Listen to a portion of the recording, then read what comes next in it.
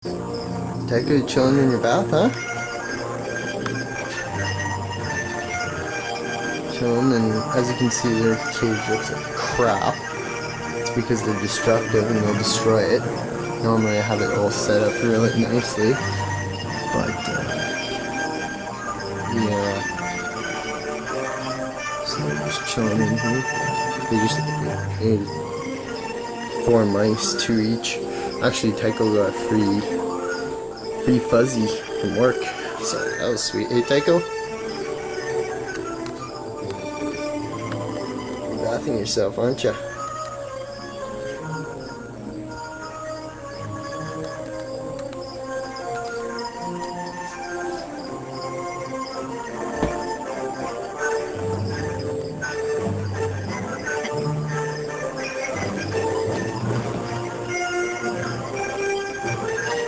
Right now they're about, well, Tycho's about 19, 20 inches. Komodo's probably like 16 inches.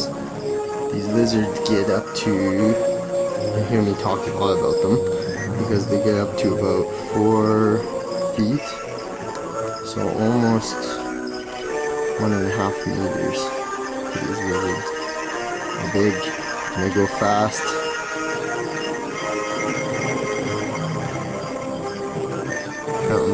I can remember a couple months ago they were about the size of one of my fingers, not including their tail.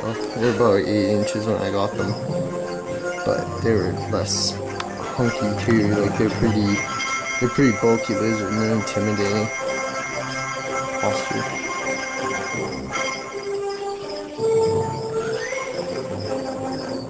And he'll spend his day trying to escape, trying to figure ways to break out of his cage. If it wasn't for all that glass to climb up, he would break out of, say if I had a locking mechanism or something like that, he'd just find a way to break the lock. A lot of savannas have broken out of their custom cages because they break the locks out. Komodo is very shy. This Tycho is outgoing and has a personality that's kind of like, is ready to go out in the world and see everything. Komodo is really shy and kind of a little timid. I predict what he's going to do right now. It's hard to tell. You can't tell them from male and female unless they go to the bathroom. And they'll invert their hemipenal bulges, which is the male sex organ.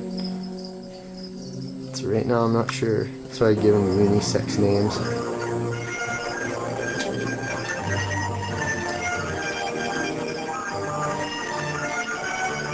The reason I kill my mice before I feed them is because mice bite and attack. Even though it's not going to hurt a savannah monitor, I don't know what I should have ever fed, but I did.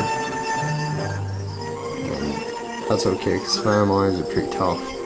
But I don't know if people notice, the reason venomous snakes are venomous is because they're very fragile, and that rodents and that will bite them and actually hurt them pretty badly, so they use their venom to protect themselves.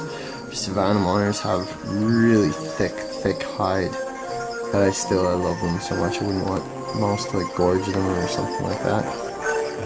They'll be eating full-grown mice soon. Pretty cool.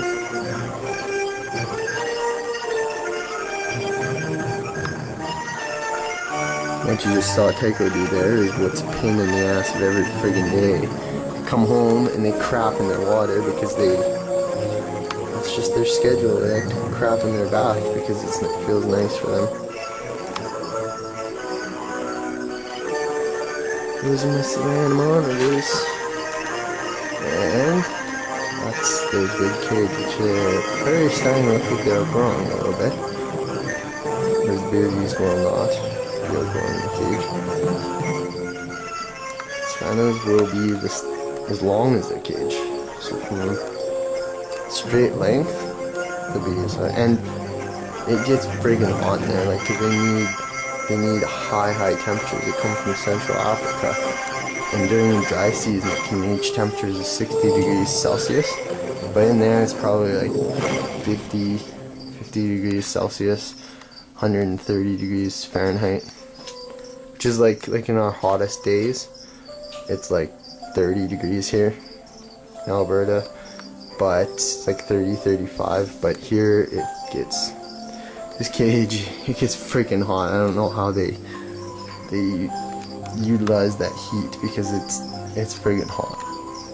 50 degrees Celsius, I cannot last long. It's nastily hot. Yeah, but yeah, I can't wait for them to get bigger so that they can crazy. You're not gonna escape, Tycho. Trying to, but you're not going to until you're big enough that you can just climb right up and over it. In which case you'd be in a big 6 foot by 2 foot cage. 6 foot by 2 feet by 4 feet, so I can have it 4 feet high, because what these lizards need is the ability to dig. Okay, so you guys saw this a little bit on savannas, who they have gone to sleep because they're lazy friggin' lizards. And now I'd like to do a little bit on my beardies, because now what I did basically is I put my male in my bed, and my female I put in his cage, and look at her, she's already like, this is not good, he's not gonna like this, because beardies are, oh, he's already starting, and he's gonna go nuts because she's in his territory, and beardies are very territorial. A lot of people know it, but don't really know how advanced their hierarchy system is. But so yeah, he's seeing her, and it's like if someone went into your own house, you know, they're very territorial, and she'll say, oh, no, Tyler put me in here. It's not my fault. I didn't do it. You know, I submit to you. I'm going to be submissive. I'm not going to make any sudden moves. He's saying, I don't think so. I'm going to freaking mate with you because I'm a male and you're in my territory. And that's just what I do. I do those kinds of things. He'll blacken his beard and intensify his color just to show off, because he is a very stunning male, aren't you, Tezard? And he will go flying off my bed any second now.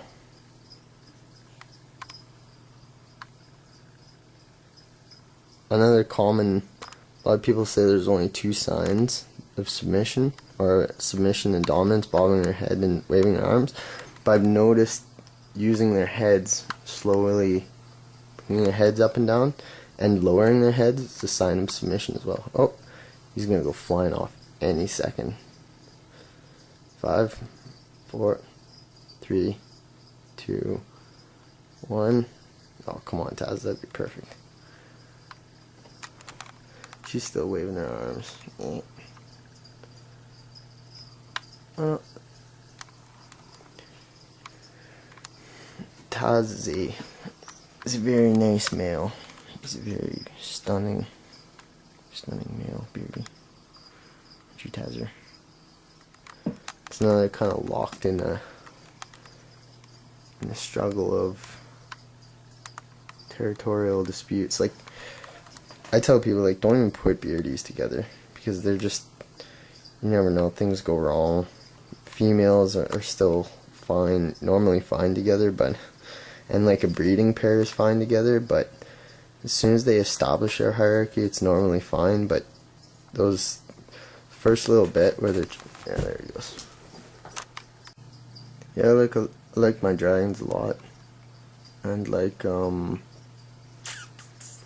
lot of people like dragons. Dragons are really cool. I mean, you're looking at pretty much a really good setup there, kind of basic heat rocks and everything. Like, people love dragons. Like, today at work I had the I still have to do a video of my like 30 plus reptiles at work, but I had a girl came in, she was smoking hot, and like, she just loved her dragon, you know, she wanted everything for it. And people, like, it's unbelievable. I would say 80% of 2-year-old dragons, well, at least here in Alberta, what I've seen, 80% get donated. So people just don't want them anymore, and it's kind of unfortunate because dragons are so nice. They're very nice little lizards, and like, they're easy to deal with.